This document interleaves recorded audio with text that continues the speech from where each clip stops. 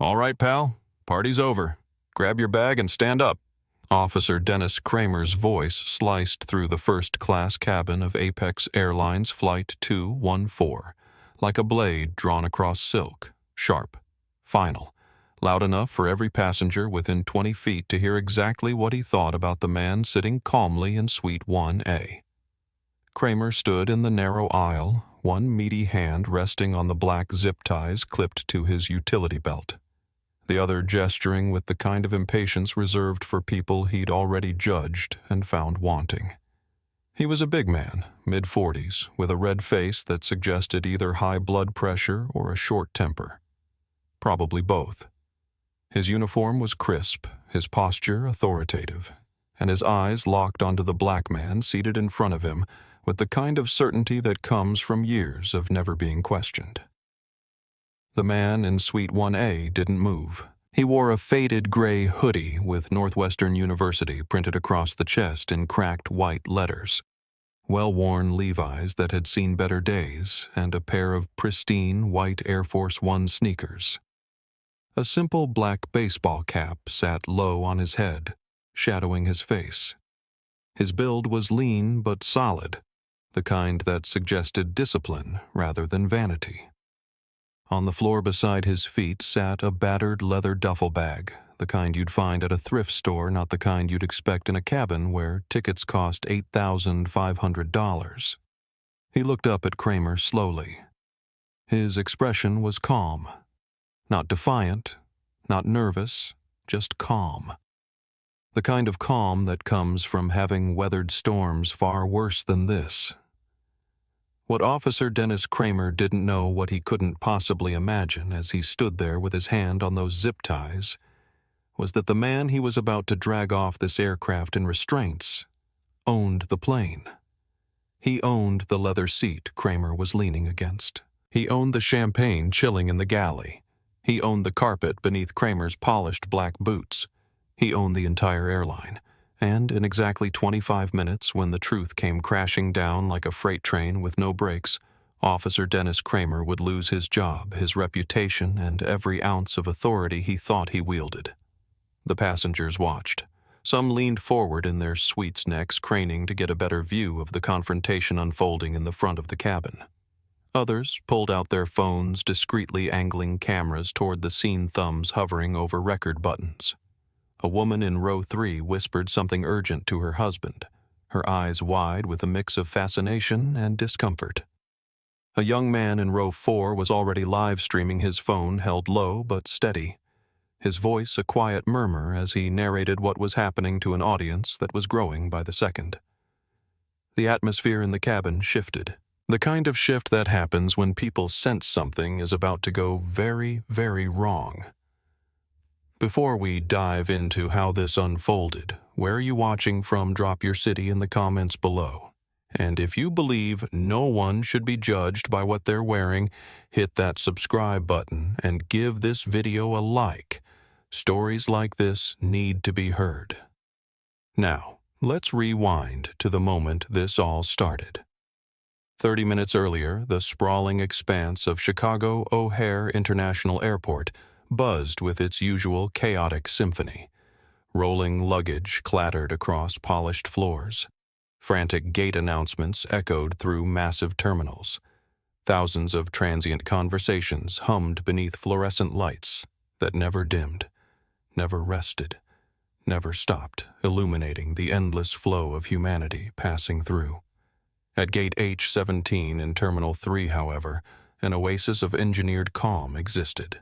This was the flagship departure point for Apex Airlines, a boutique luxury carrier that had carved out a massive share of the transatlantic market over the past decade.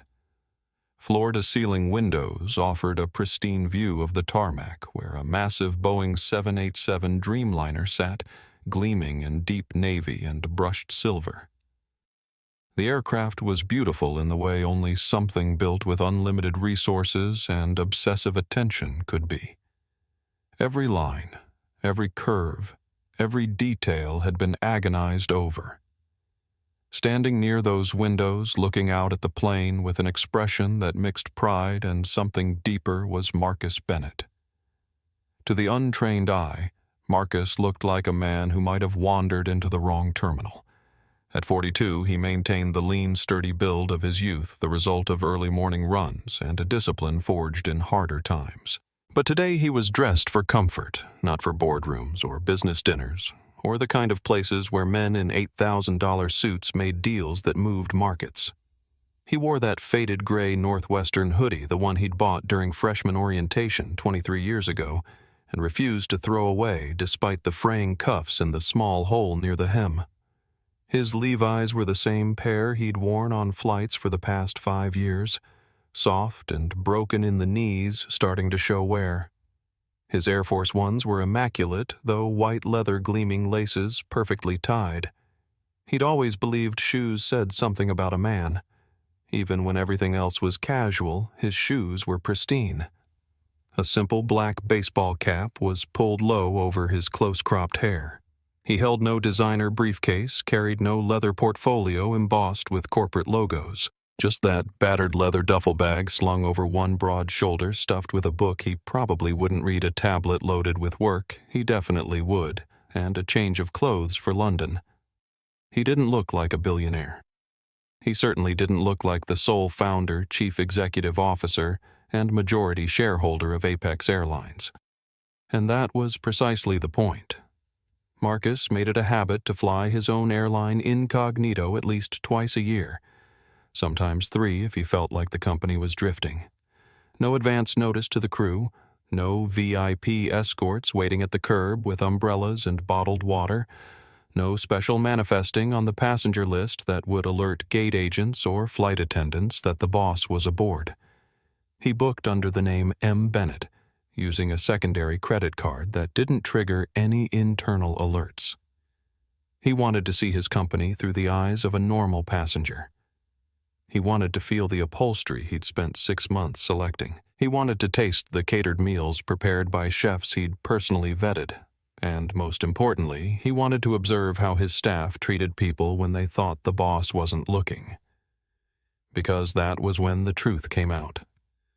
That was when you saw what a company really was beneath the marketing campaigns and the press releases and the smiling faces on the website. Now, boarding Apex Airlines Flight 214, direct service to London Heathrow. The gate agent's voice purred over the intercom, the audio perfectly crisp.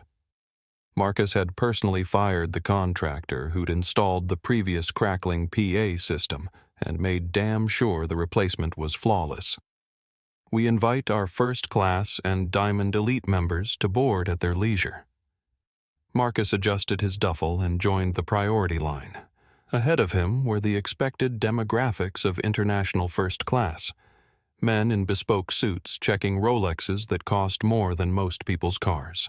Women draped in cashmere and silk tapping impatiently on smartphones encased in leather that probably came from some endangered species they'd never heard of. The wealth was quiet but unmistakable, the kind that didn't announce itself because it didn't have to. When Marcus handed his digital boarding pass to the gate agent, a young man whose name tag read Tyler Ramirez, he noticed a brief flicker of hesitation in the agent's eyes. Tyler's gaze darted from the scanner, which flashed a brilliant validating green, to Marcus's hoodie, and then back down to the screen again. The hesitation lasted maybe half a second, but Marcus caught it. He'd spent a lifetime catching those hesitations. "Mr. Bennett," Tyler asked, his tone laced with a subtle but unmistakable layer of doubt, as if he were asking whether Marcus had spelled his own name correctly. "That's right," Marcus said smoothly, his voice a rich, calming baritone that carried no edge, no challenge. Just a statement of fact. Tyler paused for a fraction of a second too long before handing the phone back. "Right this way. Enjoy your flight. There was no thank you for flying with us." No warm smile like the one the man in the Brioni suit ahead of Marcus had received just moments prior. Just a curt nod and a gesture toward the jet bridge. Marcus logged the interaction in his mental ledger, but let it slide. One data point. not enough to draw conclusions. He walked down the jet bridge, and the scent of the cabin washed over him, a custom blend of cedar and light citrus that he'd spent months finalizing with a boutique perfumery in Paris. It had cost a fortune to develop and even more to integrate into the aircraft's air filtration system, but it was worth it. It smelled like success. It smelled like the realization of a dream born in the cramped, poverty-stricken streets of Chicago's South Side, where the only scent had been exhaust fumes and desperation. He stepped onto the aircraft and turned left toward the first-class cabin. The interior was stunning even to him, even after seeing it 1,000 times. 14 private suites, crafted with imported cream leather and rich mahogany accents. Each suite had a door, a real door that closed and locked, offering privacy that most commercial first-class cabins couldn't match.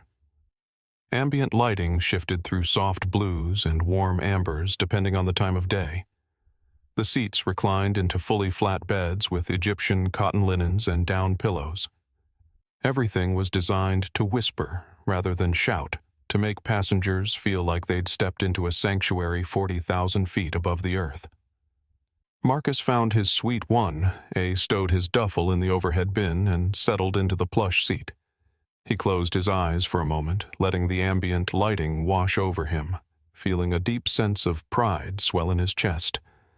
That peace lasted exactly 4 minutes. Excuse me. There must be some sort of mistake. Marcus opened his eyes. Standing in the aisle blocking the path of 2 other boarding passengers was a woman who looked as though she had been manufactured in a factory that strictly produced wealthy, aggrieved socialites. She was in her late 50s, wearing a cream silk blouse that probably cost more than most people's monthly rent, paired with a tailored Armani blazer in dove gray. A pearl necklace rested against her collarbone, each pearl perfectly matched, each one worth more than the hoodie Marcus was wearing. Her blonde hair was styled in an elegant chignon, not a strand out of place, held with what looked like a vintage hair clip studded with small diamonds. Designer sunglasses, Chanel from the interlocking C's visible on the arms, were perched on top of her head like a crown. She carried a Hermes Birkin bag in a rare shade of cream that matched her blouse, and on her wrist a diamond tennis bracelet caught the cabin lights and threw little rainbows across the mahogany paneling.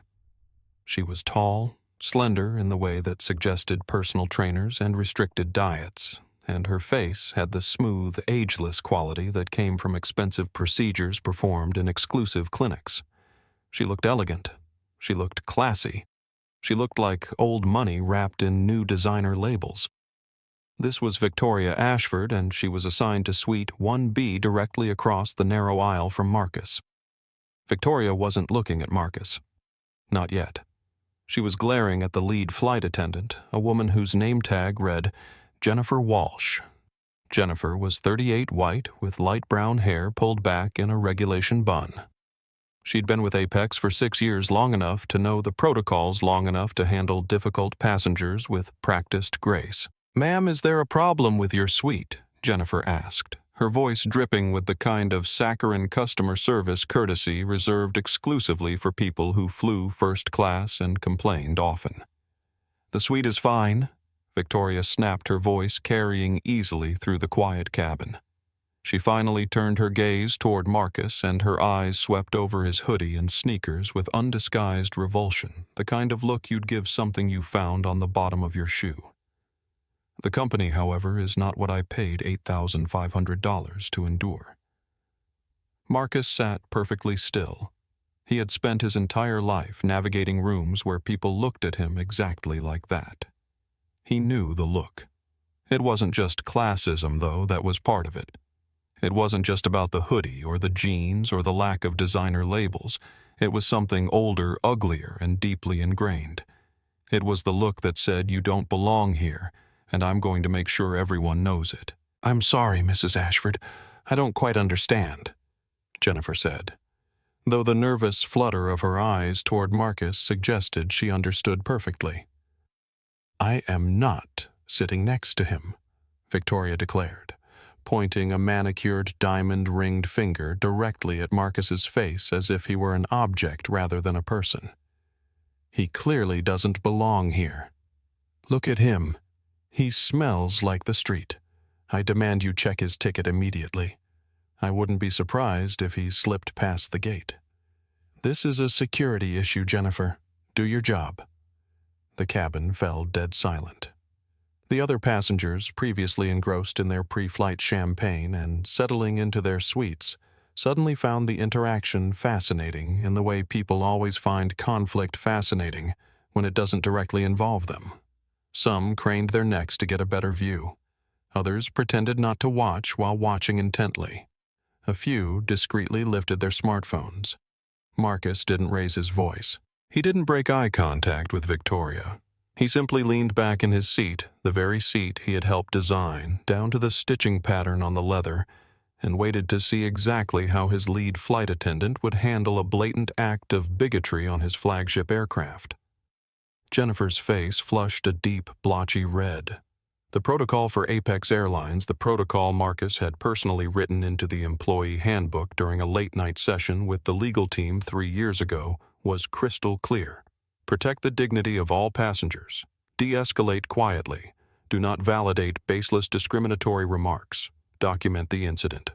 Offer to reseat the complaining passenger if necessary, but never, ever remove someone based solely on another passenger's discomfort with their appearance. But Jennifer didn't follow the handbook. Instead of politely informing Victoria that all passengers in the cabin were ticketed and welcome, instead of offering to find Victoria an alternative seat if she was truly uncomfortable, Jennifer made a fatal career error. She turned to Marcus. "Sir," Jennifer said, stepping into his personal space, her posture tense and defensive, "I need to see your boarding pass." Marcus looked at her, his expression unchanged. "You scanned it at the door, Jennifer." Jennifer visibly bristled at his use of her first name, though it was clearly printed on the name tag pinned to her chest. "There seems to be a discrepancy with the seating arrangement. I need to verify your credentials." "There is no discrepancy," Marcus replied, his voice remaining terrifyingly calm, the kind of calm that preceded storms. "I am in seat 1A. My ticket is for seat 1A. Mrs. Ashford is in 1B. If she is uncomfortable with her seating assignment, perhaps you can find her an alternative seat in the rear of the aircraft." Victoria gasped, clutching her chest as if she had been physically struck. "The rear? How dare you? Do you know who my husband is? Preston Ashford manages $2 billion in assets. He sits on 3 boards. I am Diamond Elite with this airline. I fly Apex exclusively. You are a thug who somehow got his hands on a stolen ticket." "Mrs. Ashford, please," Jennifer murmured, trying to placate the raging woman, though her eyes kept darting back to Marcus with growing suspicion. She turned to face him fully now, her voice dropping an octave, losing any pretense of customer service warmth. "Listen to me carefully. You are causing a disturbance. Show me the boarding pass right now, or I will have you removed from this aircraft for non-compliance. Do you understand me?" Marcus slowly reached into the front pocket of his hoodie and pulled out his phone. He opened the Apex Airlines app with his thumb, the screen unlocking immediately with his face, and held it up so Jennifer could see. Large, bold letters clearly displayed the information: M. Bennett, Flight 214, Seat 1A, First Class. A bright green checkmark indicated the boarding pass was valid and had been scanned at the gate 7 minutes ago. Jennifer stared at the screen. For a fleeting second, confusion washed over her face. The ticket was perfectly valid. The system had accepted it. There was no discrepancy, no flag, no reason to question this passenger beyond the complaint of another passenger who simply didn't like the way he looked. But rather than back down, rather than apologize for the inconvenience and redirect Victoria's complaint, cognitive dissonance took hold. In Jennifer's mind, shaped by years of unconscious bias, she'd never examined a black man in a hoodie, simply couldn't have legitimately purchased an $8,000 ticket without some sort of fraud. And more importantly, more immediately, Victoria Ashford was a known vocal complainer who could make Jennifer's life miserable. She had connections. She had her husband's money. She had influence. This man, whoever he was, appeared to have none of those things. "This is a digital pass," Jennifer said, grasping at straws, her voice taking on a harder edge. "Anyone can screenshot a digital pass.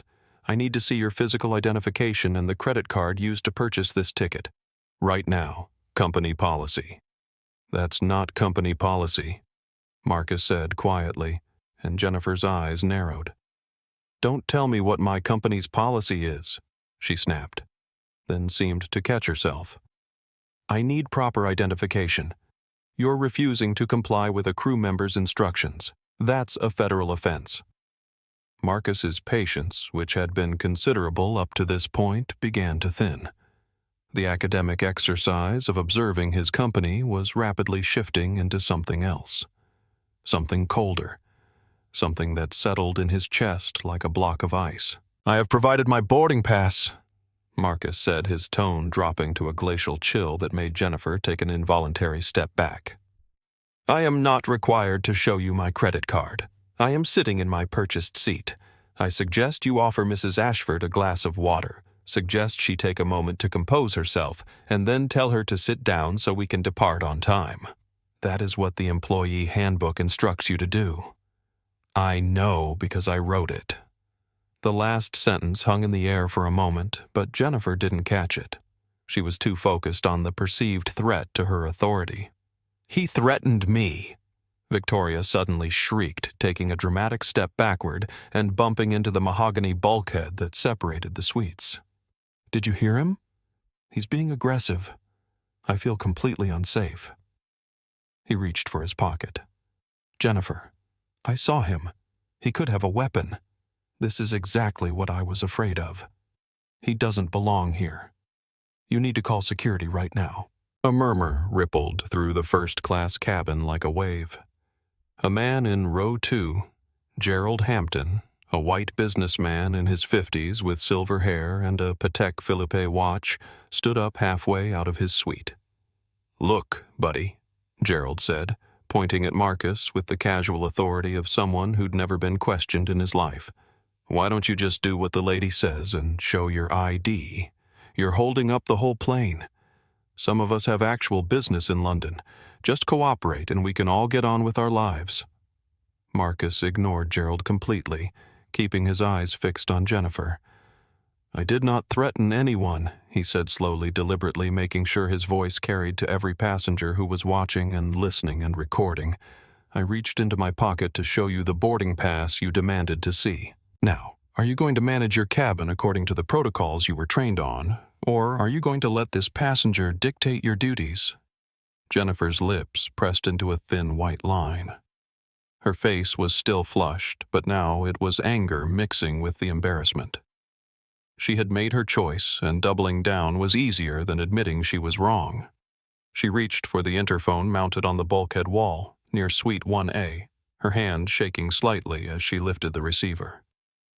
From row 4, a young woman named Angela Torres raised her phone higher. Angela was 28, Latina with long dark hair pulled into a ponytail and sharp, intelligent eyes. She was a travel influencer from Miami with 67,000 Instagram followers who followed her for luxury travel tips and honest reviews. She'd been filming from the moment Victoria started complaining. "I'm recording this," Angela whispered to her fiancé, Carlos, who sat beside her looking uncomfortable. Then louder, her voice carrying across the cabin. "This is being posted. People need to see what's happening right now. This is wrong." A teenager in row 5 Dillon Park, a 19-year-old college student heading to London for a semester abroad, had already started a TikTok live stream. His phone was angled low but steady, his voice a quiet murmur as he narrated into the camera. "We're on Apex Airlines Flight 214 at O'Hare, and we're watching a black man get confronted by security for literally just sitting in his seat. He showed his ticket. It's valid. But they're calling security anyway. This is crazy. Y'all seeing this?" The viewer counter on Dillon's stream climbed rapidly. 47 viewers. 89, 156. The comments section was already flooding with reactions. WTF is happening. This is disgusting. Someone better sue. I'm never flying. Apex in row 5. Samuel Brooks sat perfectly still, watching everything unfold with a heavy sadness that came from recognition. Samuel was 62, a black man, a retired high school teacher from Atlanta who'd spent 40 years in classrooms trying to teach kids that the world was better than it actually was. He knew exactly what he was seeing. He'd seen it 1,000 times before in 1,000 different contexts. Different decade, different setting, same story. "Excuse me," Samuel said, his voice calm but firm, loud enough to be heard. He looked directly at Jennifer. "That gentleman has done nothing wrong. He showed you his boarding pass. It's valid. Why are you calling security on a passenger who's complying with every instruction?" Jennifer shot Samuel a look that said, "Stay out of this." But she didn't respond. She had already made up her mind. A woman in row 3. Lisa Rodriguez, a 30-something Latina attorney from Denver, leaned forward in her suite. She'd been watching the whole interaction with growing discomfort. "This doesn't seem right," she said quietly to her husband. "He hasn't done anything. They're profiling him." Her husband, Michael White, mid-30s, squeezed her hand. "Just stay out of it," he whispered back. "We don't want to get involved." But Lisa pulled her hand away and took out her phone, adding her camera to the growing collection pointed at Marcus. Angela Torres was already uploading a 15-second clip to her Instagram story. The caption read, "Flying while black on at Apex Airlines. Man with valid ticket being removed because another passenger didn't like his clothes. This is 2024. Hashtag discrimination, hashtag Apex Airlines, hashtag flying while black." Within 90 seconds, the post had 400 likes. Within 3 minutes, it had been shared 82 times. Dylan Park's TikTok live stream now had over 300 viewers, and the number was climbing fast. The comments were coming in so quickly he couldn't read them all. "Record. Everything. This better go viral. Sue them into the ground. I work for Apex, and this is not our policy. That man is so calm. Wow." Someone in the chat screen recorded the live stream and immediately posted it to Reddit with the title, "This is what flying while black looks like in 2024. Man with valid first-class ticket being removed from Apex Airlines flight." The Reddit post appeared on r/public freakout within minutes. 50 upvotes, 200, 600. The comments section exploded. Up in the cockpit, Captain Eric Morrison, a 52-year-old white man with 28 years of commercial flying experience and a spotless safety record, was running through his final pre-flight checklists. Beside him, First Officer James Wright, 35, also white, also experienced, was concluding the weight and balance calculations on his tablet. Outside the windshield, the heavy pushback tug had already connected to the nose gear of the Boeing 787 waiting for clearance. Morrison was a stickler for schedules. Flight 214 was currently exactly 4 minutes behind, and that bothered him. 4 minutes might not sound like much, but in the world of commercial aviation it meant missed landing slots, delayed gates on the other end, cascading problems that could affect the entire day's operations. The interphone chimed the tone sharp and urgent. Morrison hit the receiver button. "Go ahead. Captain, we have a situation." Jennifer's voice came through sounding breathless, urgent, with an edge of fear that immediately put Morrison on alert. "Code 2 in first class. An unticketed male passenger has infiltrated the cabin. He is refusing to show identification, acting highly erratic, and making threats toward a Diamond Elite passenger, Mrs. Victoria Ashford. She feels unsafe. I feel unsafe. We cannot secure the cabin for pushback. We need security immediately." Morrison sighed, rubbing the bridge of his nose beneath his reading glasses. The last thing he wanted was a delay, especially over a passenger issue. But post-9/11 protocols and the airline's strict zero-tolerance policy for aggressive behavior left him no wiggle room. If the flight attendants felt unsafe if a passenger was making threats, The plane didn't move. Period. It didn't matter if the threat was real or perceived. The crew's assessment was final. "Have you asked him to leave the aircraft?" Morrison asked, his voice clipped and professional. "He refuses," Captain Jennifer said, and Morrison could hear the slight tremor in her voice, whether from fear or adrenaline, he couldn't tell. "He's being very hostile. He used my name in a threatening manner.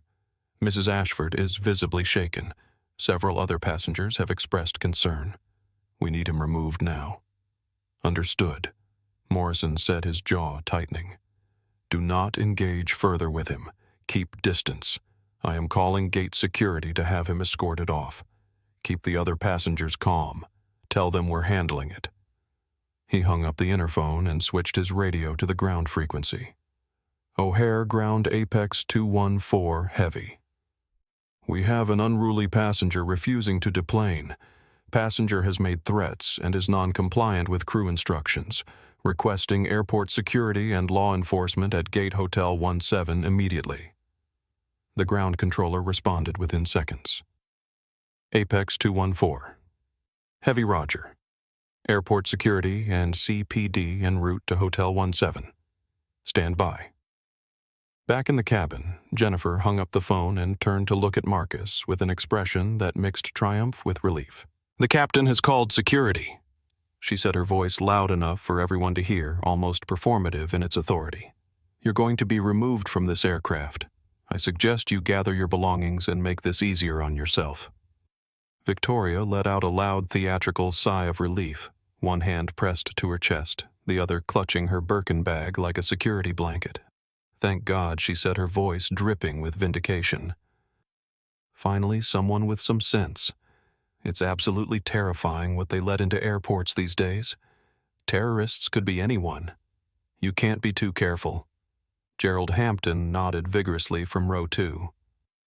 "You did the right thing, Jennifer. Safety first. That's what I always say." Marcus could have ended it right there. He could have pulled up his corporate ID stored in a secure app on his phone, demanded that the captain come back and verify his identity, and fired Jennifer on the spot. He could have made it simple and immediate. But Marcus Bennett was a man who played the long game. He hadn't built a billion-dollar airline by making impulsive decisions or taking shortcuts. Firing one flight attendant wouldn't fix the rot he had just uncovered.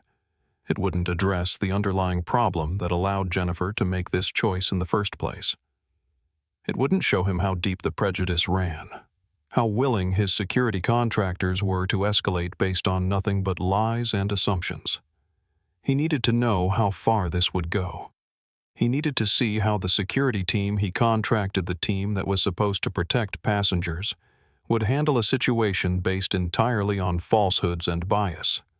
He needed to see if anyone in the chain of authority would stop and ask basic questions. So Marcus crossed his arms, settled deep into his seat, and waited for the uniforms to arrive. It took less than 5 minutes for the heavy rhythmic thud of boots to echo down the jet bridge. The atmosphere in the first-class cabin had turned incredibly tense.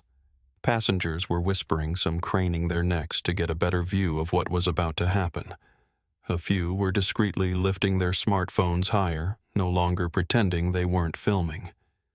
3 officers stepped through the aircraft door. Leading them was a burly, red-faced man whose uniform strained slightly across his chest and gut. His name tag read D. Kramer, and he looked like a man who'd spent 20 years in law enforcement before transitioning to airport security, bringing all the attitude and none of the oversight. Behind him came Luis Martinez, a 32-year-old Hispanic officer who looked less certain, his eyes scanning the cabin cautiously. The third was a Chicago Police Department officer, Jake Sullivan, 29, white, with the by-the-book expression of someone who'd rather be literally anywhere else. "Where is he?" Kramer asked, his hand resting instinctively on his utility belt near the zip ties. His voice was loud, authoritative, designed to command immediate attention and compliance. Jennifer pointed a shaking finger at Marcus, playing the role of traumatized victim to perfection. "Suite 1A," she said, her voice trembling just slightly. He forced his way onto the flight, He's refusing to show identification. He verbally assaulted Mrs. Ashford and made threatening gestures toward me. We feel unsafe. Kramer nodded, his jaw set his mind already made up before he'd even laid eyes on Marcus. He marched down the short aisle, heavy boots thudding against the expensive carpet Marcus had personally selected because it absorbed sound better than any other material tested. He stopped right beside Suite 1A, looking down at Marcus with the kind of expression cops reserve for people they've already decided are guilty. He didn't say hello. He didn't ask for Marcus's side of the story. He didn't verify anything. "All right, pal." Kramer barked his voice, a low, gravelly bark designed to intimidate, designed to establish dominance. "Party's over. Grab your bag and stand up. You're coming with us." Marcus looked up at Kramer slowly, his expression still perfectly calm. "Officer, I have a valid boarding pass. I have done nothing but sit in my assigned seat. If you'll take a moment to verify with your dispatcher or check the manifest, you'll see." "I don't care about manifests," Kramer interrupted, his voice rising. "I don't care about scanner data. The flight crew wants you off the plane. The captain wants you off the plane. Under federal aviation regulations, you are trespassing at this point. Now, are you going to walk out of here on your own 2 feet, or are my partner and I going to drag you out? Your choice. Make it quick." Sullivan, the CPD officer, stepped forward, pulling a pair of heavy plastic zip ties from his tactical vest. "Don't make this difficult," Sir Sullivan said, his voice flat, professional, utterly devoid of empathy. "Stand up and turn around, hands behind your back." Marcus looked around the cabin slowly, deliberately. He saw Gerald Hampton in row 2 nodding in approval. His arms crossed, satisfied that order was being restored. He saw Victoria Ashford with a smirk playing on her lips, her eyes alight with the vicious thrill of getting exactly what she wanted, of wielding her wealth and status like a weapon and watching it strike true. He saw Jennifer standing near the galley, tall and empowered, backed by armed men enforcing her prejudice, enforcing her choice to believe a wealthy white woman over a black man with proof. And he saw Samuel Brooks in row 5, his face heavy with sadness, mouthing something that looked like "I'm sorry." He saw Angela Torres still filming her phone, steady, her face set with determination. He saw Dylan Park with his live stream, now over 600 viewers' comments flooding in faster than the screen could display them. "This is my airline." Marcus thought, a cold fury settling deep in his chest, spreading through his veins like ice water. "These people work for me. They fly on my planes. They drink my champagne. They sleep on sheets I selected. And this is how they treat a human being who's done nothing wrong. This is what my company has become when I'm not watching." "I will stand up," Marcus said, his voice echoing clearly through the silent cabin, carrying to every passenger, every camera, every witness.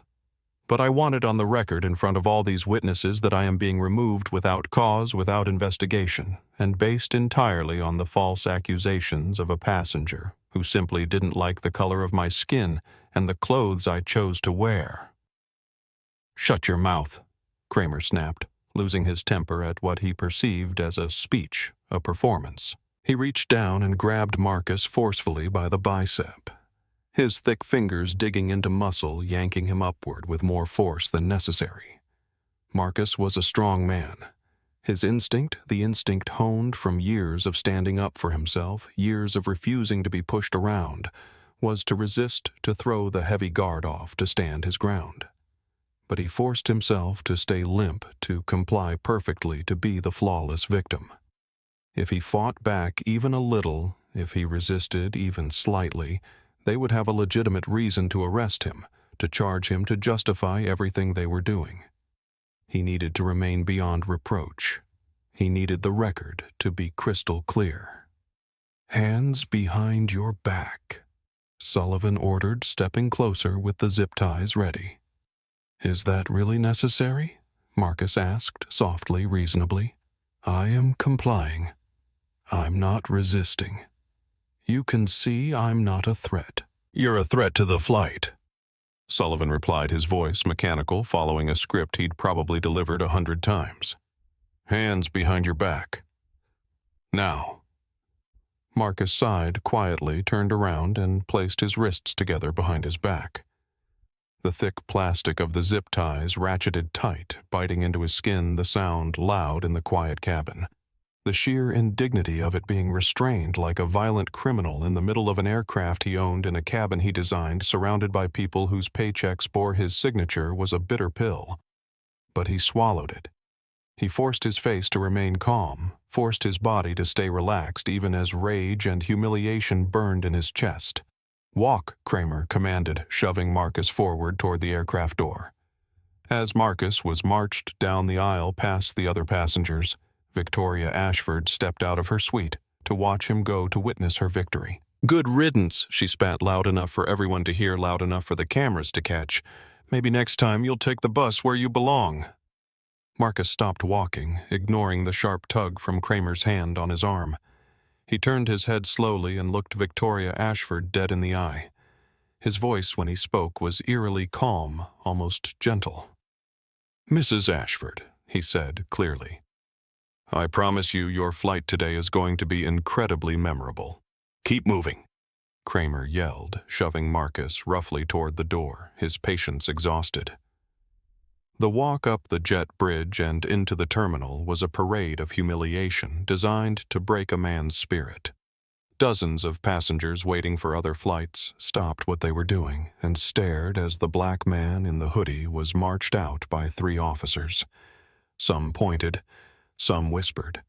Some pulled out phones to add to the growing collection of footage. Tyler Ramirez, the gate agent who had initially doubted Marcus at check-in, stood behind his podium watching with wide eyes. He didn't say anything. He didn't offer to help. He just watched his face pale, perhaps realizing he'd been part of this somehow. They dragged Marcus over to a blank wall near the boarding desk, out of the immediate flow of foot traffic, but still highly visible to anyone passing by. All right, listen to me, Kramer sneered, standing inches from Marcus's face, close enough that Marcus could smell coffee and something else on his breath. You are officially banned from Apex Airlines. We are issuing a criminal trespass warning right here, right now. If you ever set foot near one of their gates again, if you ever try to board one of their aircraft, you will be thrown in Cook County Jail so fast your head will spin. Do you understand me? I understand perfectly. Marcus set his face a mask of stone. Can you remove these restraints now? I am clearly not a threat to you or anyone else. Sullivan looked at Kramer, who gave a curt nod. Sullivan used a pair of trauma shears from his vest to snip the thick plastic, freeing Marcus's hands. Marcus rubbed his wrists, feeling the deep red indentations the zip ties had left behind the skin, raw and irritated. Now, get out of my terminal, Kramer ordered, his voice hard, final. Marcus didn't move. Instead, he reached into his pocket and pulled out his phone. Hey, Kramer, barked, reaching for Marcus again. I said move. Marcus held up one finger. Just one finger raised in a gesture so commanding, so authoritative that Kramer involuntarily froze. There was something in that gesture, something in Marcus's eyes that made the officer's hand stop mid-reach. Marcus dialed a number he knew by heart. It rang exactly once. Executive office. This is Rachel. A professional, composed voice answered. Rachel. It's Marcus, he said, never taking his eyes off Kramer. His voice was calm, but carried an edge of steel beneath it. Mr. Bennett. Good morning, sir. Rachel Morales replied, her tone shifting immediately to alert attention. Are you in the air yet? No, Rachel. I'm currently standing at gate H-17 in O'Hare, Marcus said, still watching Kramer's face as the color began to drain from it. I've just been forcibly removed from Flight 214 by airport security. I'm currently restrained and being issued a criminal trespass warning from my own airline. There was stunned silence on the other end of the line, the kind of silence that comes from trying to process information that makes no logical sense. Sir Rachel finally said, her voice careful removed, "I don't understand." "Neither do they," Marcus replied, his voice turning to cold steel, the zip ties biting into his wrists, the public humiliation, the walk past dozens of staring faces, the assumption that he didn't belong, couldn't belong, shouldn't belong. It all rushed back, dragging him to a different time, a different place, but the same lesson. Marcus was 19 years old again, standing in a Greyhound bus station in Gary, Indiana, on a sweltering August evening. The station smelled like diesel fuel and stale coffee, and the kind of desperation that clings to places where people with no other options wait for transport to somewhere else. He was wearing his only interview suit, a navy blue two-piece he'd bought from Goodwill for $15, and had dry cleaned with money he'd saved from his job washing dishes at a diner. The suit was too big in the shoulders and too short in the arms, but it was clean and pressed, and he wore it with pride. His shoes were shined until they gleamed, the leather polished with care. In his backpack, carefully protected in a plastic sleeve, was a scholarship letter from Northwestern University. Full ride. 4 years. Business major. A ticket out of poverty, out of Gary, out of a life that had been determined for him before he was born.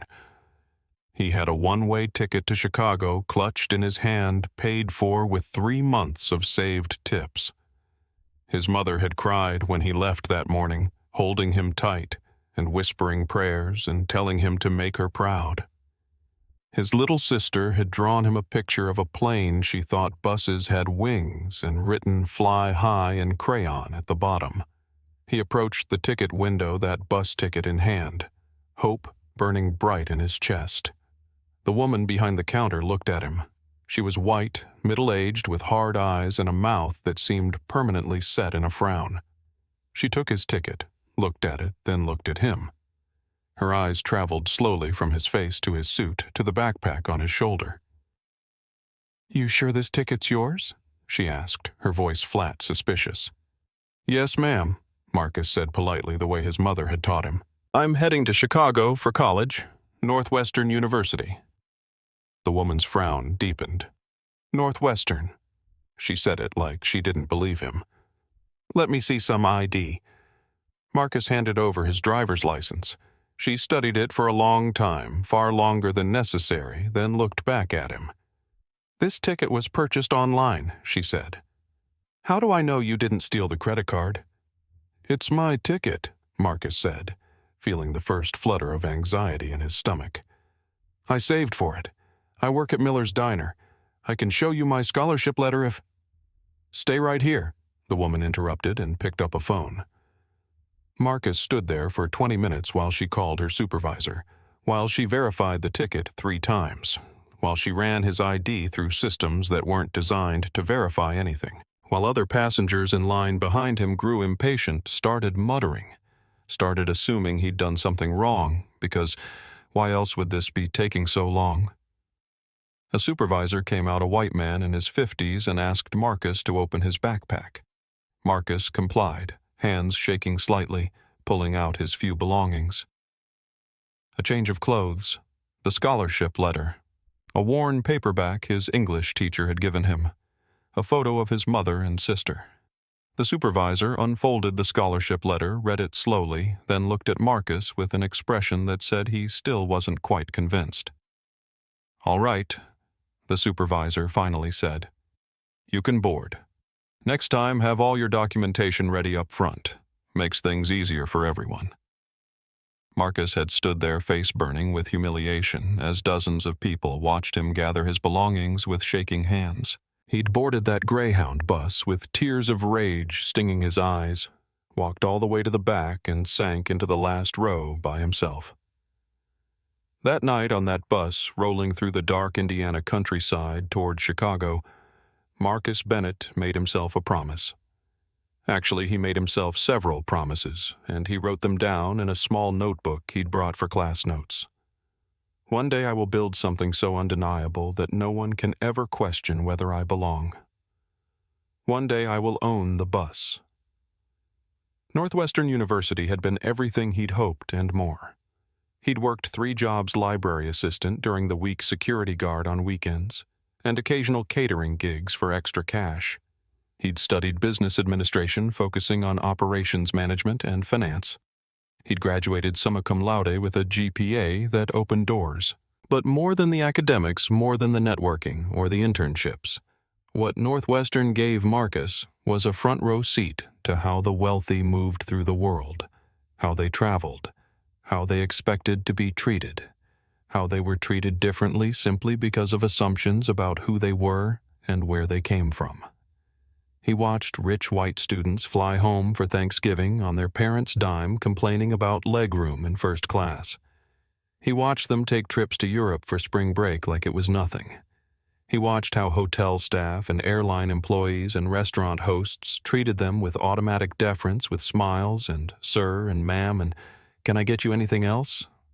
And he watched how those same people looked at him when he walked into those spaces: hotels for job interviews, restaurants for networking dinners, airport terminals, heading to internship sites.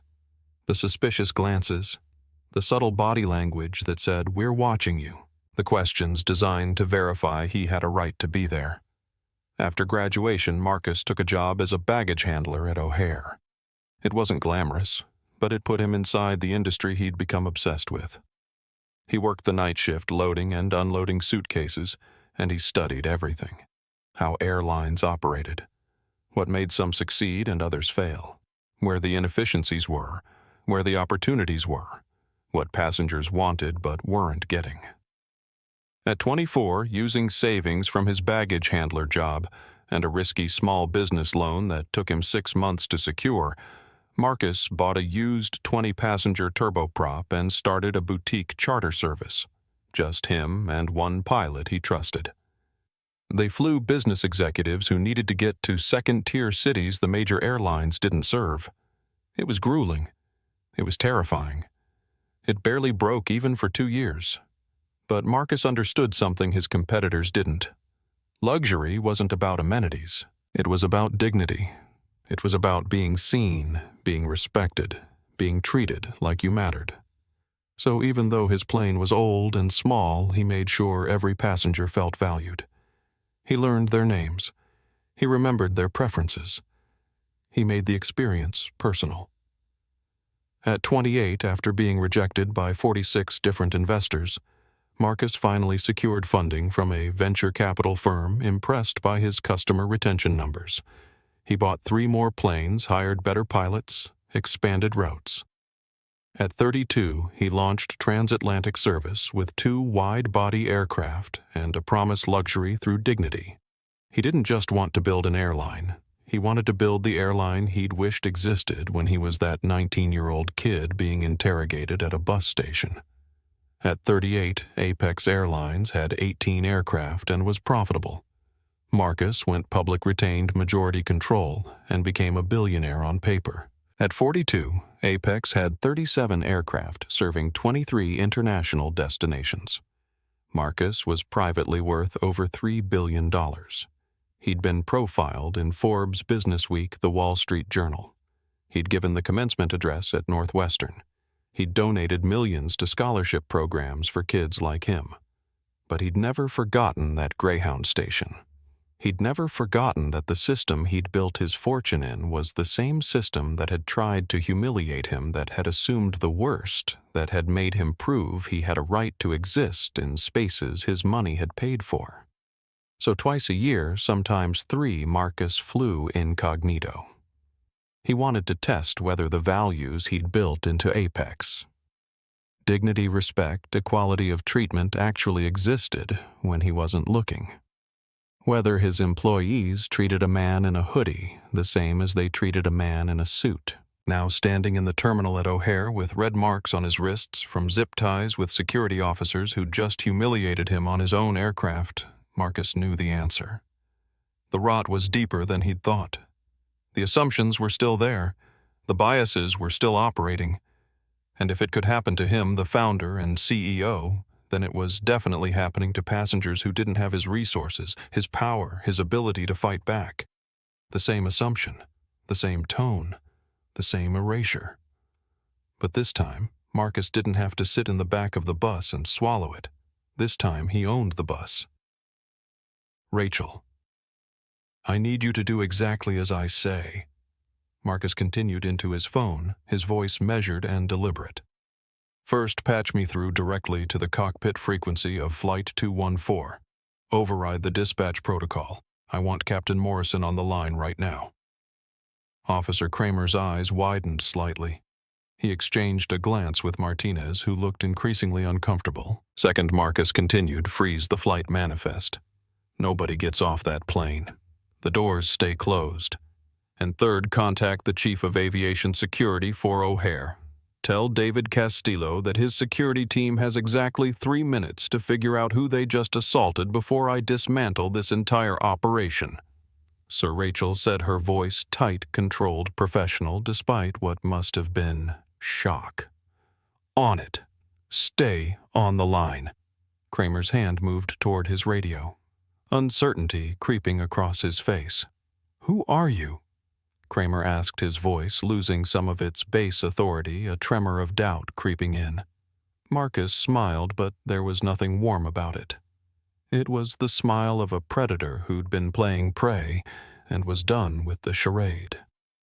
I'm the man who owns the bus, he said quietly. Before Kramer could respond, his shoulder radio erupted to life. The voice that came through wasn't the calm, measured tone of dispatch. It was David Castillo, the Director of Aviation Security for O'Hare, and he was screaming.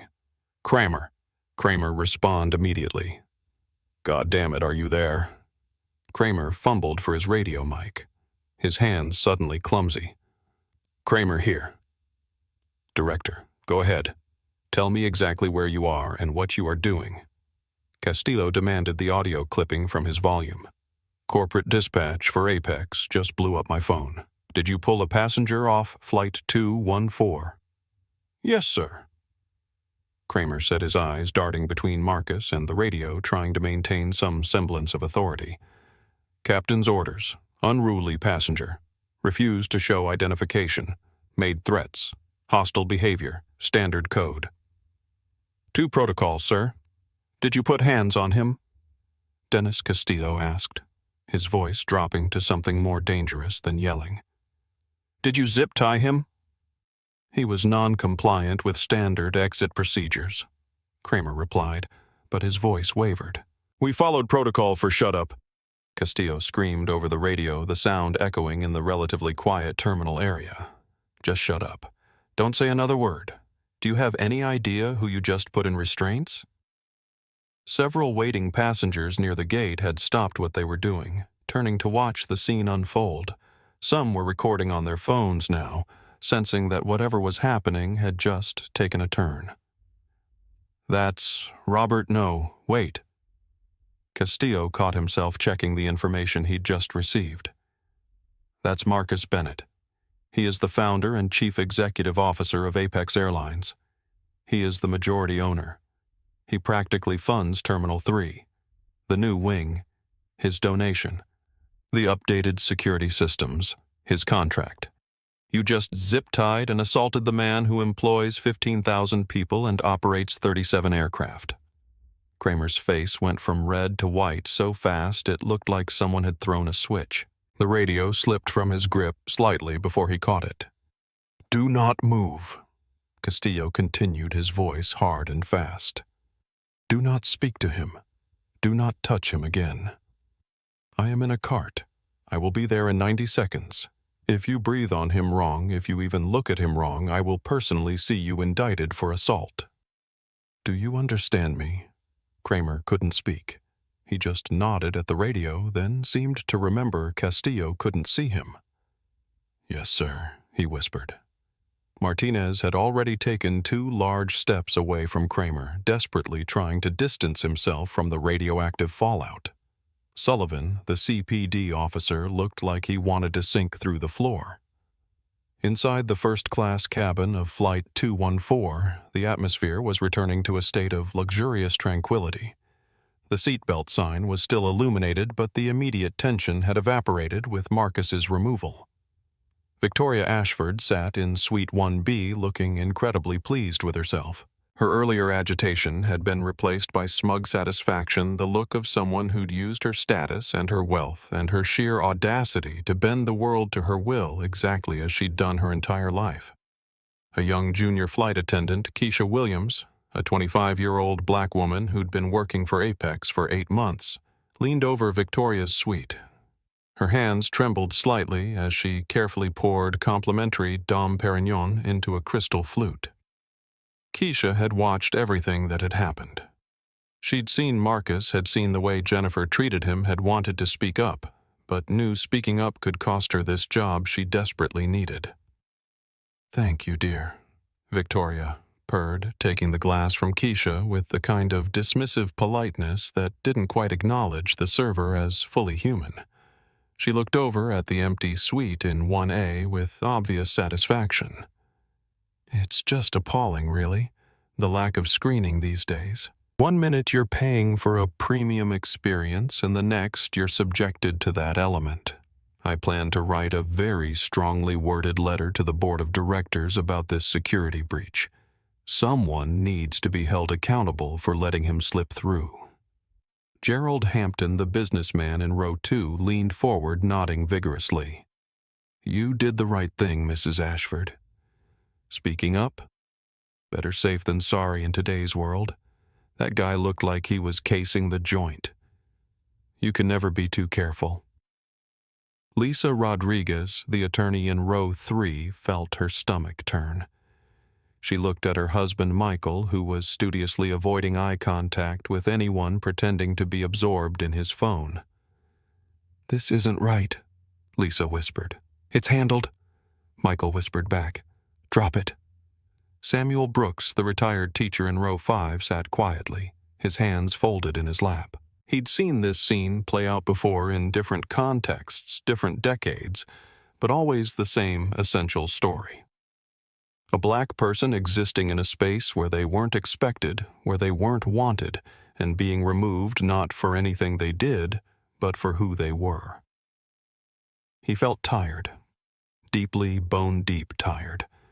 Angela Torres was still recording on her phone, though Jennifer had shot her several pointed looks, suggesting she should stop. Angela ignored her. Her Instagram post now had over 7,000 likes and had been shared 400 times. The comments were almost universally outraged. Dylan Park's TikTok live stream had peaked at over 900 concurrent viewers during the confrontation, and even now, it still had 600 people watching, waiting to see what would happen next. People in the comments were doing the work, identifying the airline, the flight number, pulling up Apex Airlines' social media accounts and posting the video there. Someone had already created a hashtag #ApexFlightJustice. It was starting to trend. Back in the terminal, Director Castillo arrived in a screeching golf cart, his tie askew, his normally composed demeanor shattered by panic.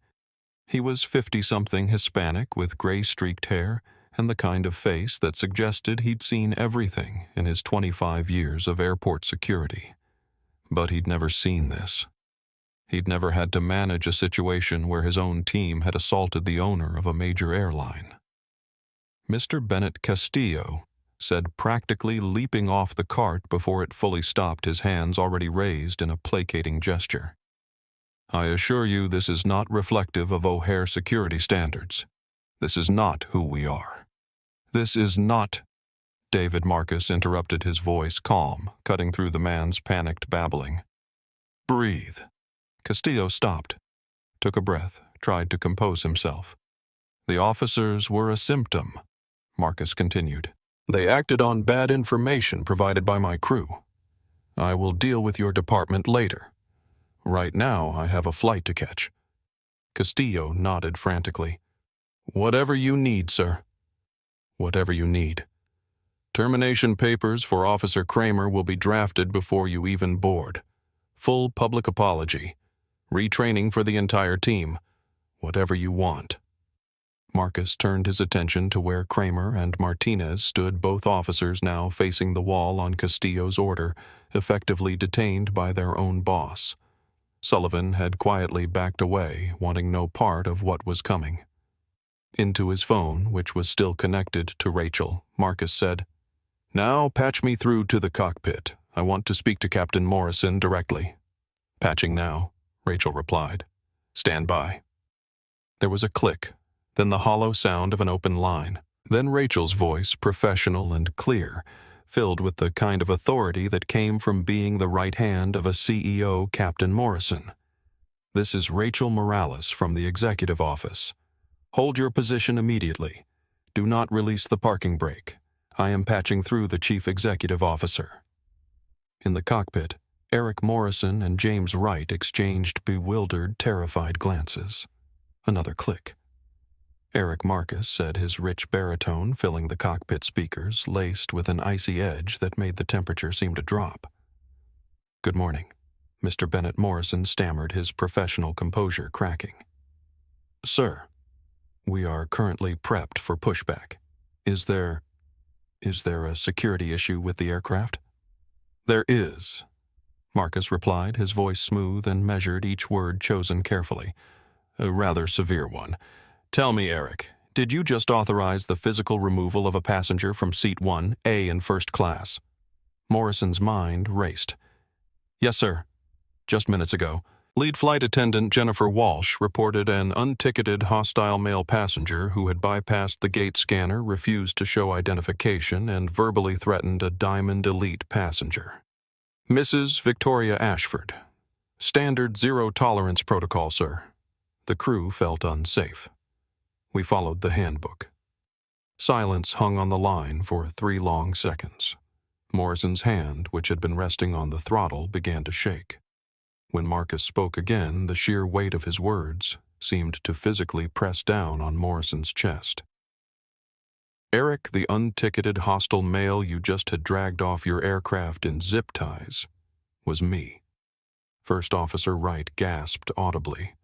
Morrison sat paralyzed, his brain refusing to process the statement.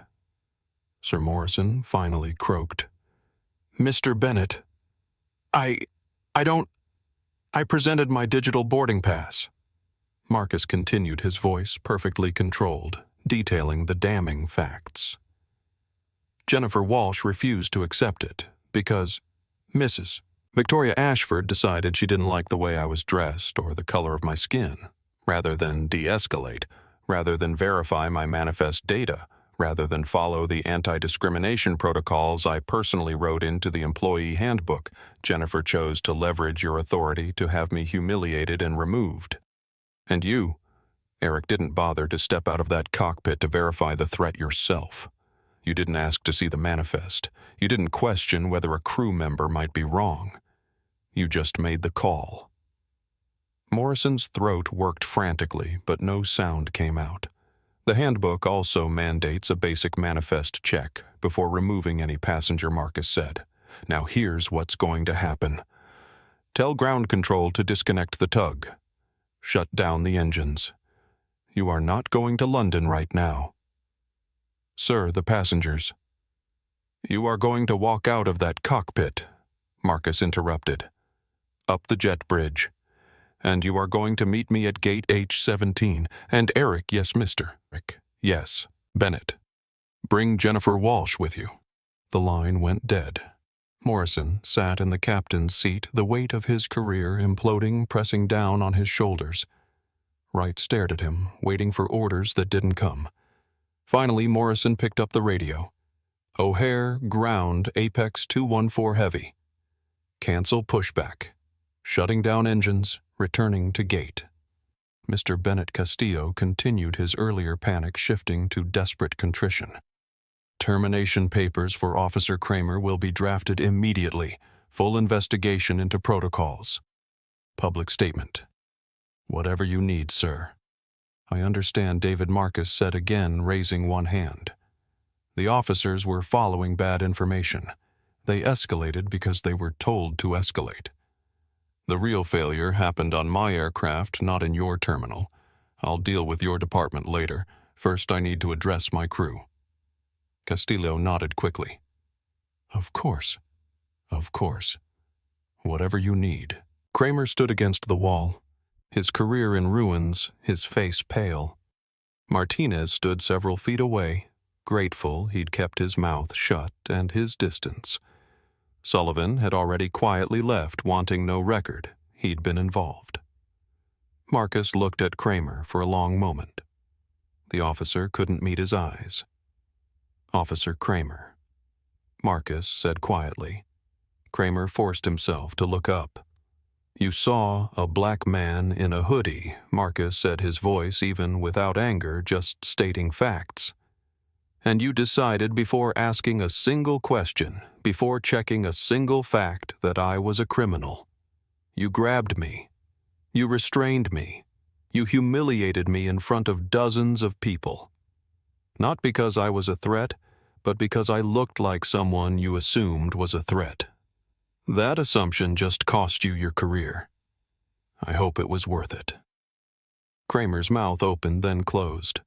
There was nothing he could say. The heavy steel door connecting the jet bridge to the terminal suddenly clicked open.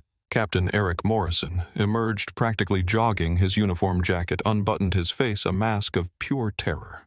Behind him, looking profoundly confused and increasingly worried, was Jennifer Walsh. Morrison spotted Marcus, immediately crossed the distance in quick strides, and stopped 3 feet away. He extended his hand, then pulled it back, unsure if he was allowed to touch the man he'd just had forcibly removed. "Mr. Bennett Morrison," said, his voice shaking. "Sir, words cannot express my profound apology. I failed the fundamental duty of a captain to verify the facts. I trusted a biased report. I didn't ask questions. I am completely at your mercy, sir." Jennifer Walsh stood behind Morrison. Her brow furrowed confusion, slowly giving way to creeping horror as she processed the scene in front of her. She saw Marcus standing there, saw Director Castillo practically bowing to him, saw Officer Kramer facing the wall like a detained suspect. Her mind was trying to make the pieces fit, trying to understand why the man she'd just had removed was being treated with such deference. Mr. Bennett. The name echoed in her mind. M. Bennett on the boarding pass. Marcus Bennett. The signature at the bottom of her paychecks. The face on the wall in the crew lounge. The founder. The CEO. The owner. Oh, God.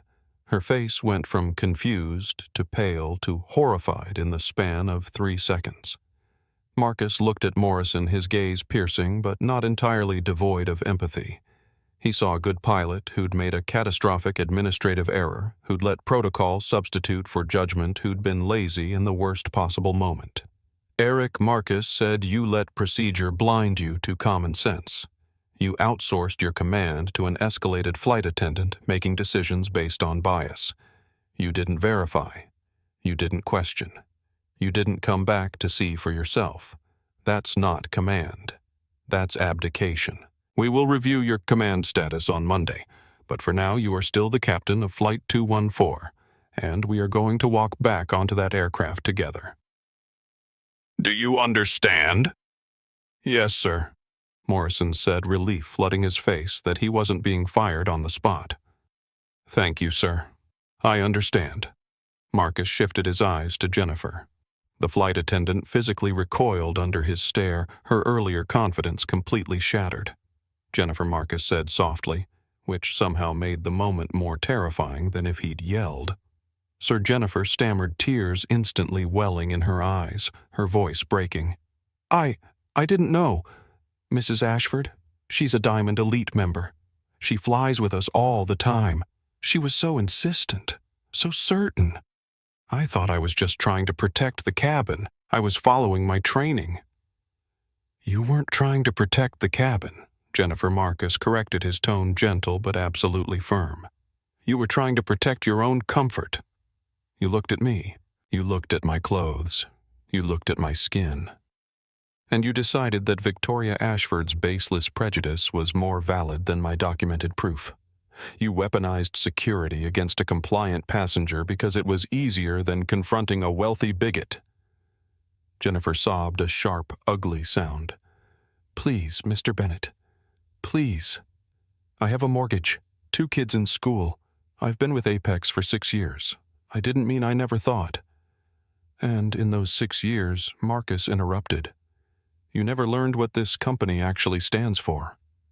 He pointed to his leather duffel bag sitting on the floor near the gate podium where Kramer had dropped it. "Pick up my bag," Marcus said. Jennifer stared at him, uncomprehending. "Pick up my bag," Jennifer Marcus commanded, his voice hardening slightly.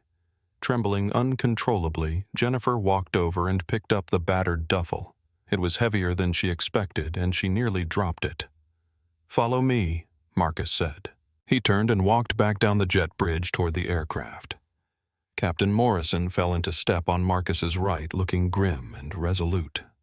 Director Castillo flanked him on the left, desperate to show his support and minimize the damage to his department's relationship with the airline. Jennifer trailed behind them, carrying the duffel bag like a condemned prisoner carrying her own cross, tears streaming down her face, mascara running in black streaks. As they walked, passengers in the terminal watched. Some recognized that something significant was happening. Phones came out. More footage for the growing viral story. Inside the first-class cabin, Victoria Ashford was just taking a delicate sip of her champagne, savoring both the Dom Perignon and her victory when the heavy aircraft door slammed open with more force than necessary. She looked up, expecting to see Jennifer returning to finalize the cabin for takeoff. Instead, she saw the black man in the gray hoodie walking back through the door, followed by Captain Morrison and Director Castillo.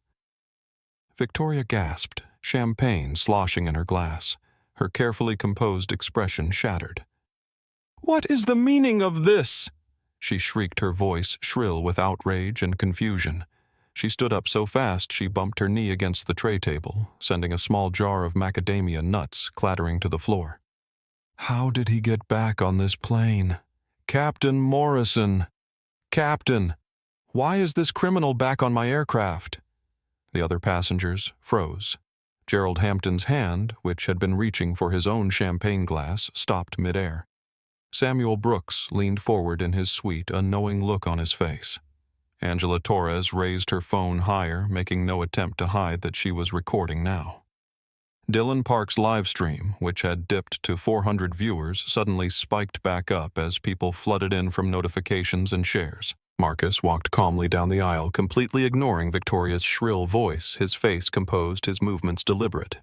He stopped right in front of Suite 1A and turned to face the cabin. Captain Morrison stepped forward, positioning himself between Marcus and the panicked passengers. He picked up the interphone from the bulkhead wall and dialed it to broadcast over the entire first-class cabin PA system. His voice, usually a soothing pilot's drawl designed to comfort nervous flyers, was now sharp and commanding. "Ladies and gentlemen," Morrison announced, the speakers amplifying his words throughout the cabin, cutting through Victoria's protests. "May I have your complete attention?" Victoria scoffed loudly, her hand clutching the back of her seat for support. An apology. To him, he threatened me. He was hostile. I want him removed immediately, or I am calling my husband. Preston has connections to Mrs. Ashford. Morrison interrupted, his voice dropping to something harder, more authoritative than most passengers had ever heard from a commercial pilot. "I highly suggest you sit down and remain silent." The cabin went completely quiet. Morrison's tone brooked no argument. "The man you falsely accused," Morrison continued, gesturing respectfully toward Marcus. "The man you had removed from this aircraft in restraints is not an intruder. He is not a threat. He is not a thief." Morrison paused, letting the moment build. "Allow me to introduce you to Mr. Marcus Bennett. He is the founder, chief executive officer, and majority owner of Apex Airlines. You are currently sitting in his airplane. This is his aircraft. This is his company." The silence that fell over the cabin was absolute. It was a heavy, suffocating quiet, the kind of silence that happens when immense wealth and staggering entitlement suddenly collide with a brick wall of reality. It was the sound of assumptions shattering. It was the sound of power shifting in real time. Victoria Ashford's mouth hung open, her carefully painted lips forming a perfect O of shock. Her eyes, wide and disbelieving, darted from Captain Morrison to the weeping Jennifer still holding the duffel bag, and finally to Marcus. The color drained from her face so rapidly she looked as though she might faint. Her hand released the seat back and moved to her throat, her breath coming in short, shallow gasps. The champagne flute slipped from her other manicured hand, tumbling in slow motion before shattering against the mahogany floor of her suite. The expensive Dom Perignon, $200 a bottle soaked into the custom carpet that Marcus had personally selected from a mill in Belgium because it absorbed sound better than any other material tested. Marcus Bennett looked at the shattered glass, at the spreading stain, at the physical manifestation of Victoria's world crumbling around her. Then he looked up directly into her eyes, with cold, uncompromising fire in his gaze. "I believe Mrs. Ashford Marcus," said his rich voice echoing in the dead silent cabin. "I promised you a very memorable flight." For a long suspended moment, the only sound in the first-class cabin was the hum of the aircraft's auxiliary power unit and the quiet drip of spilled champagne soaking into carpet fibers that cost $300 per square foot. Victoria Ashford's aristocratic facade, the one she'd cultivated over decades of wealth and privilege, fractured completely. The haughty sneer that had defined her features just 10 minutes ago was replaced by the gaping, wide-eyed look of someone whose entire worldview had just been violently upended. Captain Victoria croaked, her voice stripped of its commanding volume, reduced to something raw and desperate. She looked at Morrison, desperately seeking a lifeline, a sign that this was some elaborate, bizarre mistake. This is absurd. A prank. Tell me you're joking. Tell me this is some sort of training exercise." "There is no joke here, ma'am," Morrison replied. His posture rigid, his voice entirely devoid of the customer service warmth he usually afforded Diamond Elite members. "You filed a false security report against the owner of this airline. You leveraged the flight crew to enforce your personal prejudices. You caused a passenger to be assaulted and restrained based on nothing but your own bias. As captain of this vessel, I am officially declaring you a disruption to flight operations." Marcus took a slow, deliberate step forward, crossing the threshold into Suite 1B, Victoria's suite. He didn't raise his voice. He didn't need to. When a man owns the very air you're breathing, the ground beneath your feet, the walls around you, he doesn't need volume to be heard. Mrs. Ashford Marcus began his tone conversational, but laced with lethal quiet. Apex Airlines was built on a very simple premise: luxury through dignity. We cater to the global elite. We provide a sanctuary in the sky for people who can afford the finest things. But that sanctuary is a privilege, not an inherent right granted by your husband's hedge fund portfolio or your last name or your jewelry collection. Victoria's throat worked frantically as she swallowed, trying to find words, trying to summon the authority she'd wielded so casually just minutes before. "Mr. Bennett," she stammered, her voice shaking. "I was startled.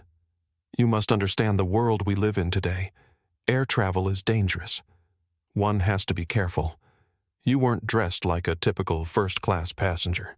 I was merely looking out for the safety of the cabin. I didn't mean any offense. I'm sure you understand that." "You weren't looking out for safety," Marcus interrupted smoothly, his voice cutting through her excuses like a scalpel. "Safety is an objective standard based on actual threats. What you were looking for was an environment scrubbed clean of people who don't look like you, who don't dress like you, who don't fit your narrow definition of who belongs in your world.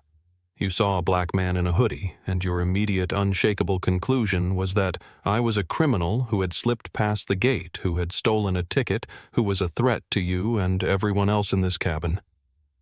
Marcus paused, letting his words settle over the cabin like snow. "You didn't just ask a question, Victoria. You made a demand.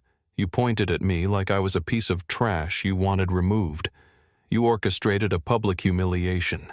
You weaponized the crew, weaponized security, weaponized every system designed to protect passengers, and you turned it against someone whose only crime was existing in a space you decided he didn't belong in. Gerald Hampton in row 2 had sunk as deep into his suite as physics would allow, trying to become invisible, desperately wishing he could rewind time and unspeak the words he'd used to support Victoria. Lisa Rodriguez in row 3 leaned forward slightly, her eyes moving between Marcus and Victoria, watching justice unfold in real time.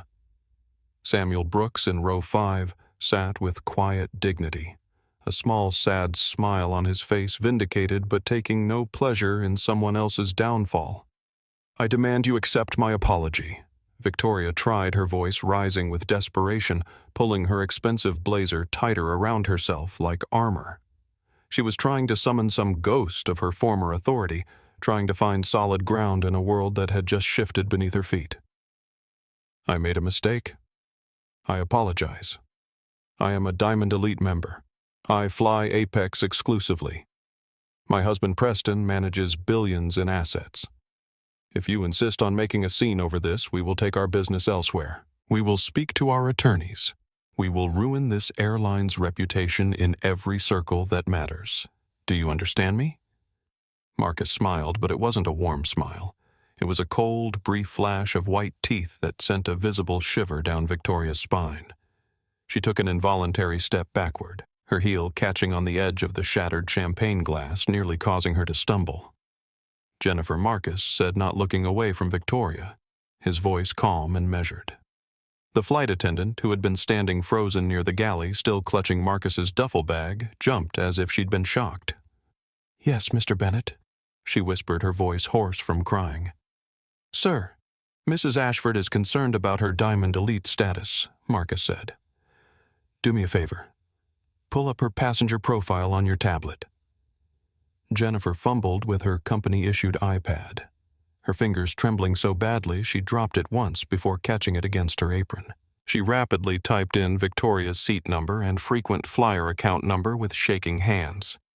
"I have it, sir," Jennifer said after a moment, her voice barely audible. "Excellent," Marcus replied. "Now I want you to go into the executive override menu. You have my verbal authorization. Find the button labeled Status Revocation and Lifetime Ban." Victoria gasped, her hand flying to her mouth. "You can't do that," she said, her voice rising to something close to a shriek. "I have over 3 million miles with this airline. I have elite status with your partners." "You can't just," Jennifer Marcus said softly, cutting off Victoria's protest. "Press the button." "Pressing it, sir," Jennifer whispered. A small, definitive beep echoed from the tablet. The sound was quiet, almost insignificant, but it might as well have been a gunshot for the way it made Victoria flinch. As of this second, Victoria Marcus stated, his voice ringing with absolute finality. "You are no longer a Diamond Elite member of Apex Airlines. You have no status. You have no miles. You have no priority boarding. In fact, you no longer have a ticket for this flight or any future flight operated by Apex Airlines, our subsidiaries, or any of our global code-share partners. You are banned. Permanently. You're stealing from me." Victoria shrieked, all pretense of composure shattered now. Her face turned a violent, blotchy red. Spittle flew from her lips. "I paid $8,500 for this seat. You're stealing from me. You are a thug. You are exactly what I thought you were. You are proving my point. I am calling the police. I am calling my attorney. I am calling—" "The police are already here," Marcus reminded her calmly, gesturing toward the jet bridge door. "And you're welcome to call your attorney from the terminal." "Eric," he said, turning to Captain Morrison, "the cabin is compromised. Please have the disruptive passenger removed so we can secure the doors for departure." Morrison nodded sharply. He reached for his radio. Director Castillo Morrison said, his voice clipped and professional. "Send your officers back to the aircraft. We have a hostile passenger in Suite 1B requiring immediate physical extraction." "No," Victoria screamed, scrambling backward into her suite, her high heel catching on the edge of the shattered champagne flute. "Don't you dare. Don't you dare touch me. I am Victoria Ashford. I know people. I have connections. My husband will have your jobs. All of you, I am not leaving this plane." The heavy tread of boots echoed down the jet bridge once more. This time, when officers Kramer and Martinez stepped onto the aircraft, their demeanor was entirely transformed. There was no swagger, no arrogant presumption. They moved with the frantic, terrified energy of men who knew their careers were dangling over a fire, and the only way to save themselves was to execute the boss's instructions flawlessly. Kramer, desperate for any chance at redemption, marched straight down the aisle to Suite 1B. He looked at Victoria Ashford, not as a wealthy socialite deserving deference, but as his singular opportunity to salvage something from this catastrophe. Ma'am Kramer barked, his voice loud and authoritative, the same voice he'd used on Marcus 20 minutes earlier. "You have been ordered to disembark by the captain and the owner of the aircraft. Gather your personal items immediately and step into the aisle." "I will not," Victoria yelled, clutching her Hermes Birkin bag to her chest like a shield. "My husband will have your badge, you incompetent rent-a-cop. Get away from me. I'm not going anywhere. You have no authority here." Ma'am Kramer said, his voice dropping to something harder, more official. "If you refuse to comply with a lawful order to deplane, you are committing federal trespassing and interfering with a flight crew under 49 U.S.C. 46,504. I am giving you one final warning. Stand up now and walk out voluntarily, or you will be removed by force." Gerald Hampton. The businessman who'd supported Victoria earlier finally found a shred of courage, though it was heavily tainted by self-preservation. "Look, Victoria," he said, leaning forward from row 2, his voice urgent. "Just do what they say. You're making it worse. We're already delayed 35 minutes. Just go. Deal with it on the ground. Please." Victoria whipped her head around, glaring at Gerald with absolute venom in her eyes. "Shut up, Gerald," she hissed. "You coward. You said I was right. You said—" As Kramer reached out to grasp her arm using the exact same technique he'd used on Marcus, Victoria snapped. Something primal and desperate overtook rational thought. "Don't put your filthy hands on me!" she screamed. And in a wild, frantic motion, she swung her heavy, hardware-laden Hermes Birkin bag directly at Kramer's face. The brass clasp of the $20,000 bag caught Kramer hard on the cheekbone just below his left eye.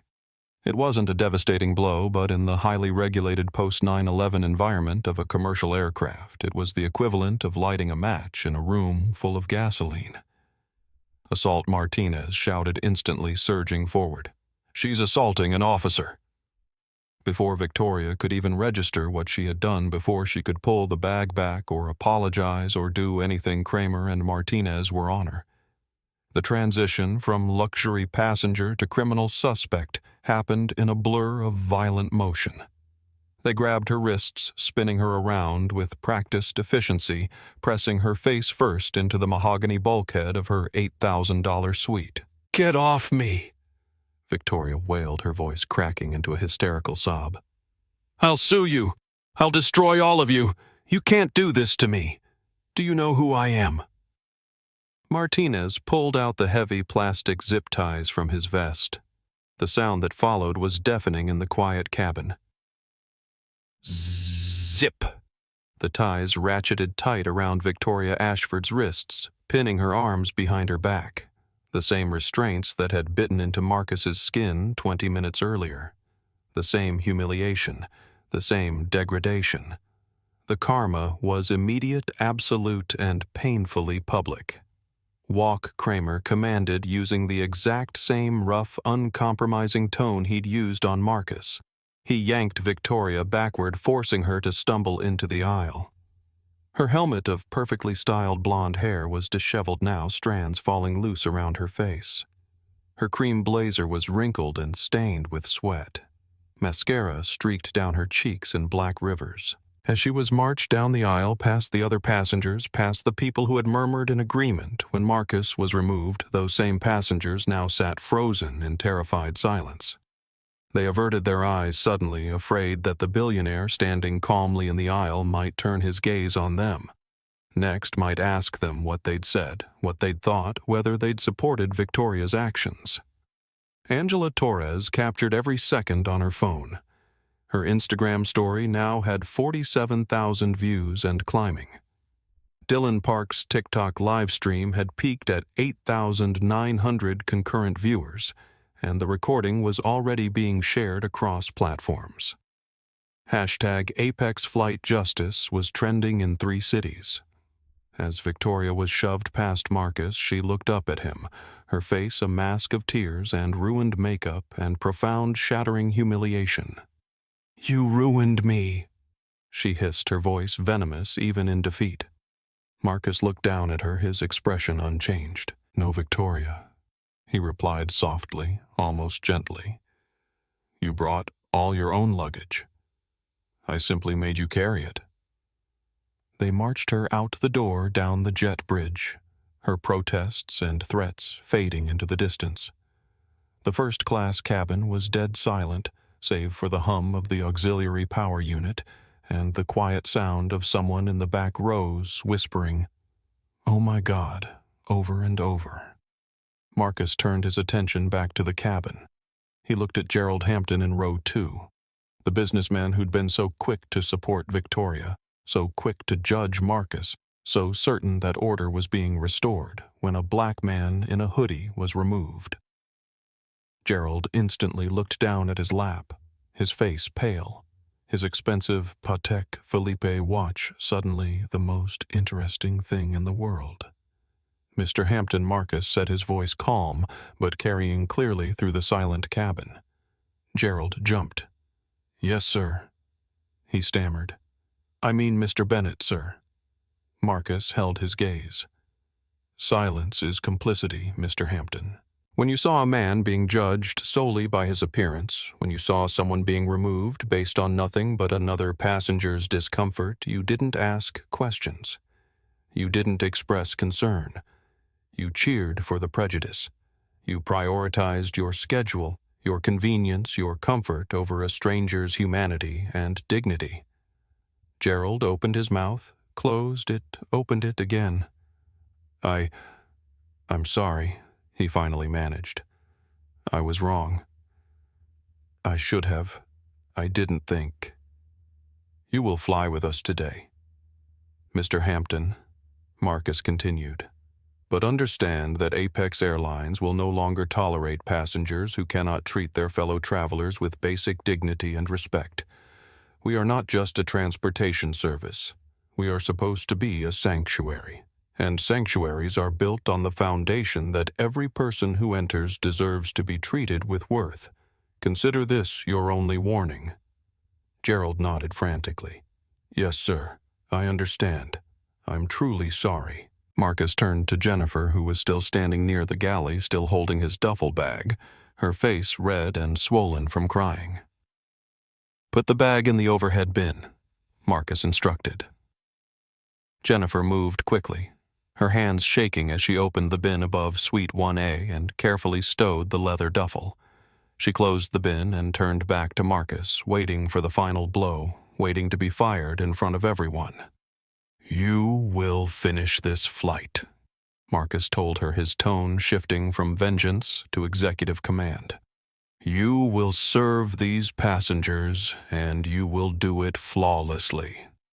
When we land at Heathrow in 8 hours, you will immediately report to the London HR office. You will be suspended without pay pending a full investigation into your blatant violation of our anti-discrimination protocols. Your career with this airline is hanging by a very thin thread, Jennifer. I suggest you spend the next 8 hours reflecting deeply on how you judge the people you are paid to serve." "Yes, Mr. Bennett?" Jennifer whispered, bowing her head. "Thank you, sir. I'm so sorry. I'm so sorry." Marcus turned his attention to Samuel Brooks, the retired teacher in row 5 who had spoken up, who had tried to intervene when no one else would. "Mr. Brooks," Marcus said, his voice warm now for the first time since entering the cabin. "Thank you for speaking truth when others stayed silent."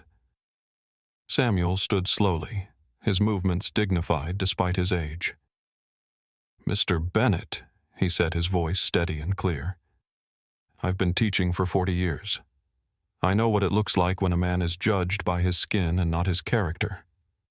I know that look in their eyes. I'm sorry this happened to you. I'm sorry I couldn't stop it. People like you are why we keep fighting," Marcus said. "Would you accept a complimentary upgrade? Suite 1B is now available." Samuel smiled a genuine smile that reached his eyes. "I'd be honored, sir." There was scattered applause from the other passengers as Samuel moved to Victoria's former suite, sitting down in the leather seat still warm from her presence. Marcus walked to row 4 where Angela Torres sat with her phone still raised. "Ms. Torres," he said. Angela lowered her phone, her eyes meeting his. "Yes. Thank you for documenting what happened," Marcus said. "Your willingness to bear witness matters more than you know. When you land in London, please contact our customer service team. Apex would like to sponsor your next 3 international trips. We need more voices like yours holding us accountable." Angela's eyes widened. "Mr. Bennett, with respect, I didn't do it for rewards. I did it because it was right. What happened to you was wrong and people needed to see it." "I know," Marcus replied. "But accountability should be rewarded, not just demanded." He turned to Dylan Park, the college student whose TikTok livestream had broadcast everything to thousands of people in real time.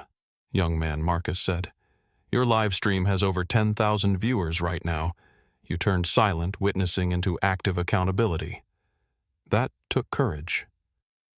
"Thank you." Dylan looked stunned. "Sir, I couldn't stay quiet. That's what our generation does. We film, we share. We don't let things hide in the dark."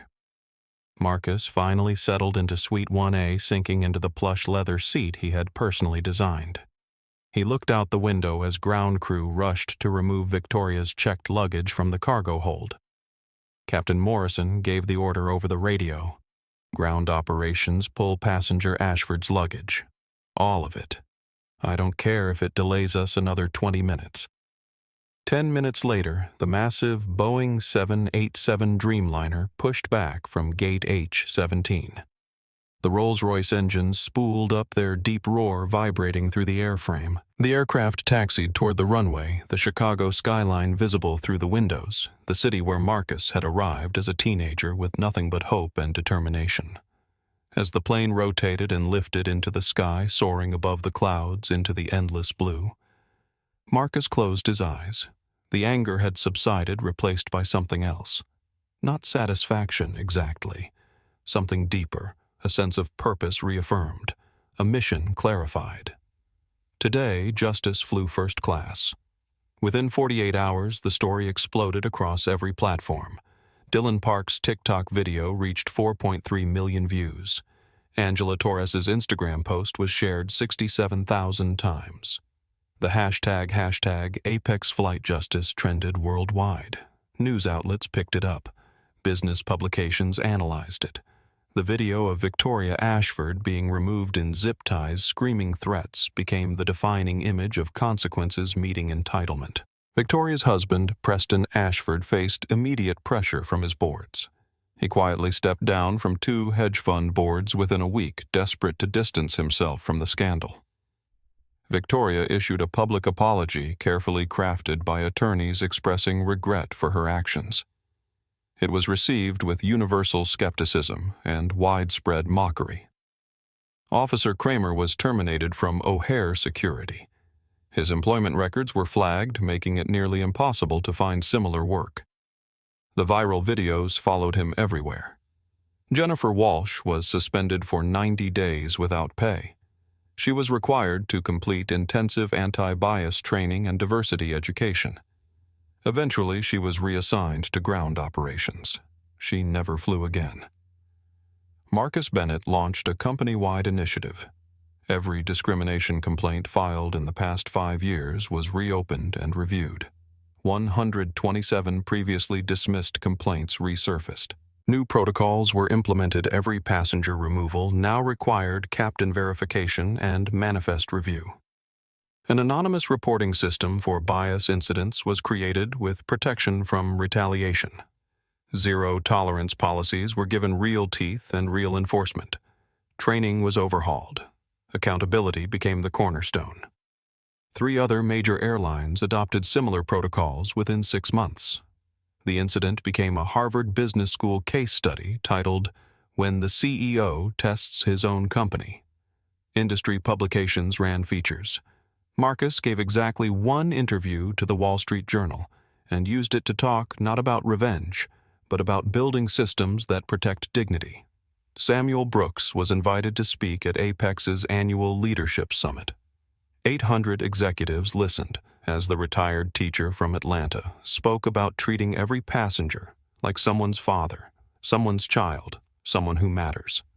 He received a standing ovation that lasted 3 minutes. This story hits me in a place I didn't expect, because the truth is, we've all had our own version of that moment. That time when someone looked at us and decided we didn't belong. Maybe it was because of our skin, our accent, our clothes, or where we came from. Maybe it was quieter, subtler, but the message was the same: you don't fit here. And here's what Marcus Bennett's story teaches us.